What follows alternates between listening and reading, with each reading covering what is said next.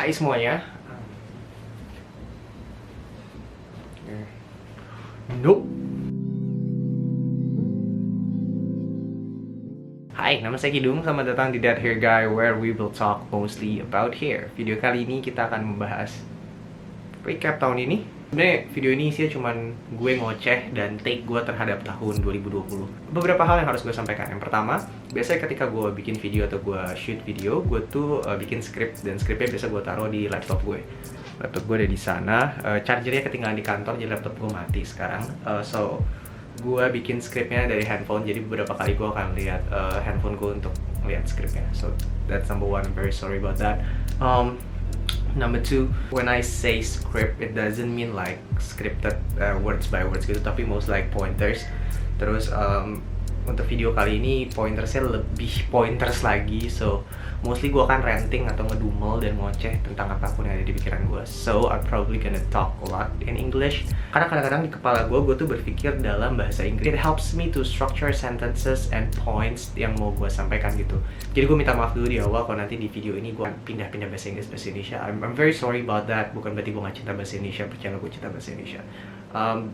But it just helps me to think more clear and more structured, and I don't know, this is just how I speak on normal daily basis. So again, I'm very sorry about that if that bothers you, but yeah.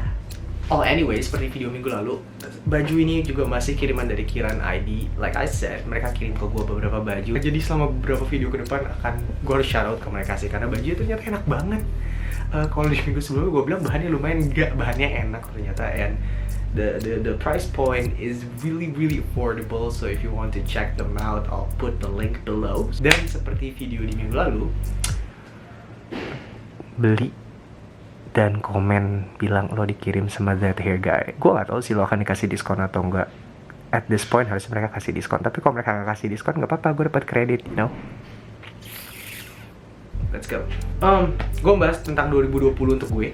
Pertama-tama, gue harus mengapresiasi penuh pada kita semua yang berhasil selamat melewati 2020 dengan gak gila. Tapi to be serious, gue sangat sedih ketika tahu baik banget korban COVID, dan terutama tenaga kesehatan yang gugur selama berjuang di garda terdepan. Rest in power. My prayer and thoughts untuk semua tenaga kesehatan yang sudah gugur dan untuk keluarga yang ditinggalkan. Buat kita semua yang masih di sini dan bertahan untuk gak gila, kudos guys, I think we made it. Anyway, we survived this year. Menurut gue untuk bisa bertahan sampai akhir tahun dan gak gila aja, I think it's an achievement. So, congrats on that. Mengutarakan tahun 2020 dengan satu kata, it's probably fucked. Baik banget rencana yang sudah gue setup tahun ini gagal. Harusnya tahun ini gue pergi ke Malaysia untuk ketemu sama teman-teman barber gue, bersama pacar gue, untuk kenalin pacar gue ke mereka. Terus we probably gonna take pictures there and have like great fun. Tapi itu harus di cancel karena kan border ditutup. Like I think some of you know, my business, my main job is on travel industry business.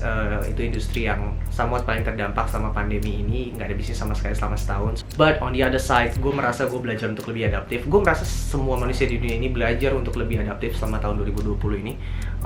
Gue dan keluarga gue putar otak banyak banget, malam-malam kita begadang untuk mikirin strategi apa yang harus dilakuin dan gimana cara supaya bisnis kita bisa survive di tahun depan, mengingat tahun ini kita ngegerus tabungan segala macam gitu. So if I want to push myself to see like good things in this 2020, I think all of us learn to be more adaptive, all of us learn to be more ngotot and resilient.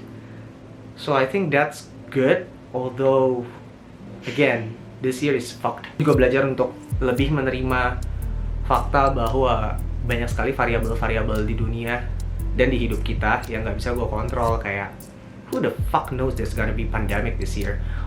People think that this year will be like a great year karena angkanya bagus buat nikah, dan harusnya ada Euro tahun ini. Lots of agendas already prepared, but none of them jalan gitu karena this pandemic. And how can we know that this pandemic will last 8 months in this country? But yeah, I learned to accept that lots of components in this life we cannot control. I learned that lots of things that we faced, and even on daily basis, something that we cannot control. So belajar untuk lebih adaptif, lebih berpasrah, is that the word? I think ya, berpasrah. Gue juga belajar untuk mengenal diri gue lebih dalam, lebih aware sama keadaan diri. Jadi di tahun ini untuk pertama kalinya gue ketemu psikolog, because the stress that's been piling up this year has been super crazy for me. So then I decided to seek professional help. Kalau kalian tahu, gue pernah nge-post video tentang stres di salah satu episode Ngerti. Gue juga seringkali menyematkan sedikit hal-hal terkait dengan kesehatan mental di video-video gue. Mental health and psychological well-being somewhat adalah sesuatu yang menurut gue penting, dan gue merasa itu urgent untuk dibahas. So yeah, I decided to visit a psychologist like 3 months ago, I think, and it was one of the best decisions in my life gitu, cause it helped me a lot to see things that yang gue nggak lihat sebelumnya tentang diri gue. So that's good. And yeah, that's pretty much hal-hal yang terjadi di 2020 untuk gue. Beberapa terasa agak dipaksakan, tapi gue juga lagi melatih diri gue untuk kayak berusaha deh untuk lihat yang sesuatu yang bisa diambil gitu, tanpa mengubah fakta bahwa banyak banget hal-hal anjing yang terjadi di tahun ini gitu sih. I try to be more balanced and be more fair in seeing things. Yeah, I guess that's pretty much how I see 2020. In a word, it's fucked. But if I force myself quite hard, I can see like positive takeaways for this year. Kan kita udah di akhir tahun, gue lagi mikirin how should I prepare for 2021. I've wrote a couple things, gue akan bacain ya. Yang pertama adalah, gue tau COVID akan tetap ada. So then, nggak ada bedanya tuh 31 Desember 2020 dan 1 Januari 2021, COVID akan tetap ada gitu. People, gue gak tau seberapa banyak orang yang akan party. That would be crazy, right? But yeah, gue rasa kita jangan terlena sama tahun baru. Artinya semuanya baru, nggak main COVID ya.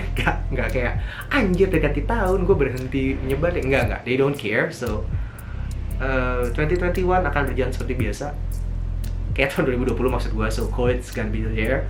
Hopefully vaksin segera ditemuin dan segera dipatenin dan segera nggak tahu lah apa. I don't understand how that persiapan vaksin tuh gimana step-stepsnya.